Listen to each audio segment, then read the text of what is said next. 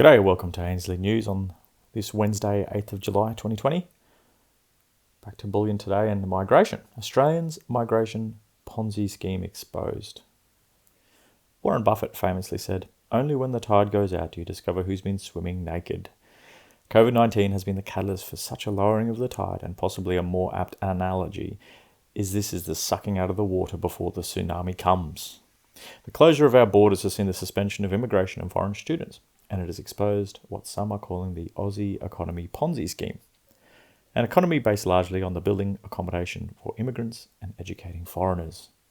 Terry McCran wrote to this in The Australian over the weekend, abandoning the big Australia population Ponzi that has been chaotically the foundation of our economic policy framework for the last 20 years or so, which is not only substituted for the productivity growth that is the only basis of real national advance and wealth improvement, but has worked to actively undermine it.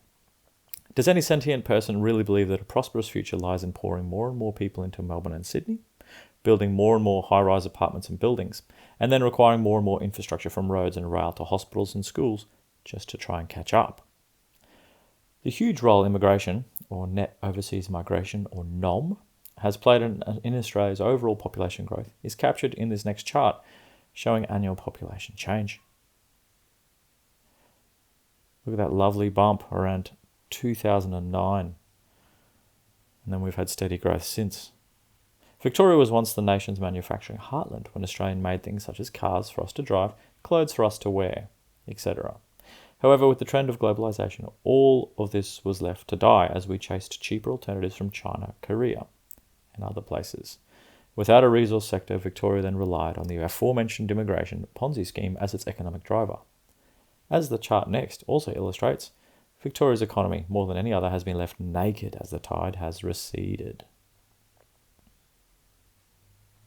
Relative output of performance, change on year earlier for 2020.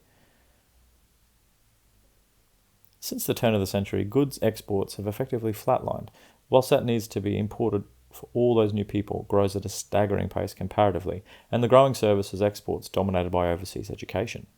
2019 was already nearly a record balance of trade deficit, and 2020 promises to blow that record away.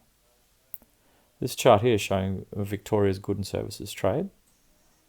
Massive decline in good exports since 1989 or 1991, around that period, but a continued increase in good exports. The headline gross state product, or GSP, looks strong, but when it's measured per head of population, you can see in the chart below, it has effectively flatlined since the GFC. You will note, too, the real divergence starts at the turn of the century when immigration really ramped up.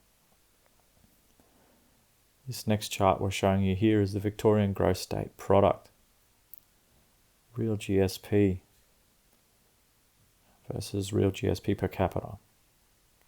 Not surprising then, Victoria ranks near or at the bottom in a host of economic metrics, including equal weakest GSP growth per capita since the GFC, second worst gross state income per capita since the GFC, weakest real growth household income since the GFC, by far the weakest growth in real gross household disposable income per capita, as well as the lowest in dollar value, even lower than Tasmania, at just $43,283. And that's not a regional thing. Melbourne has the third lowest median income of capital cities behind Hobart and Adelaide. This is not to pick on Victoria, but rather to highlight the impacts of the most exposed state to migration. To add to the state's woes, it is of course now the epicentre of COVID-19, with the second wave taking hold. This even prompted AMP's Dr. Shane Oliver to worsen his already bad 10% price drop call for property in both Melbourne and Sydney to 20%, stating the market is in a pretty precarious situation at the moment. This does more broadly, however, speak to the shift away from globalisation that started even before the pandemic. Trump and Brexit are clear populist votes supporting a deglobalised world. Many experts are predicting this trend will accelerate beyond any forced border closures, as the pandemic has highlighted the need for self-reliance, and China continues to rattle the sabres, adding fear and emotion to the mix. A deglobalised world sees us making more of our own stuff for ourselves. Over many years, we have managed to put ourselves well down the list of international rankings of cost to both produce and do business through endless red tape, taxes, and draconian IR laws. That doesn't simply get unwound, and hence any locally produced goods will be more expensive to make.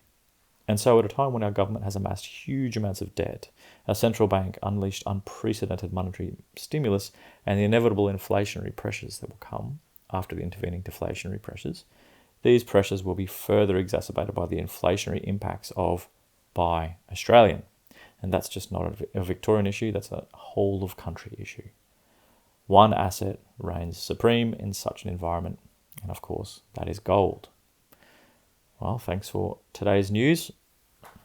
You can jump into ainslieBullion.com.au to read any of our articles or even listen to any of our articles and also purchase any of our bullion products. And check out ainsliewealth.com.au for any of our cryptocurrency products. We'll catch you tomorrow.